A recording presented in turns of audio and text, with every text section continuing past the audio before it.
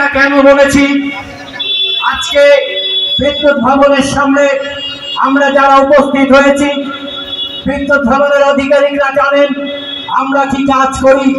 সঙ্গে সঙ্গে মাননীয় গোপাল বিশ্বাস মহাশয় বিগত দিনগুলির দিকে তাকিয়ে তিনি দেখতে পেয়েছেন বিদ্যুৎ দপ্তর কোনোভাবেই বিদ্যুৎ কর্মীদের ওপর যে বঞ্চনা, সে বঞ্চনার অবসান ঘটাতে চাইছে না।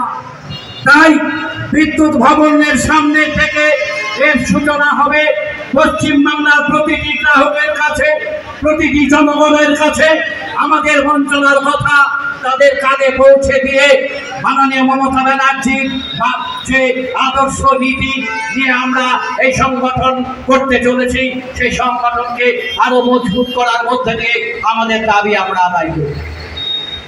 আপনারা জানেন আর দুদিন পর 21শে জুলাই মাননীয় গোপাল বিশ্বাস মহাশয় তার পক্ষ থেকে পোস্টার বিভিন্ন জায়গায় লাগিয়েছেন। 1993 সালের সেই মর্মান্তিক দিনের কথা আমরা কেউ ভুলিনি।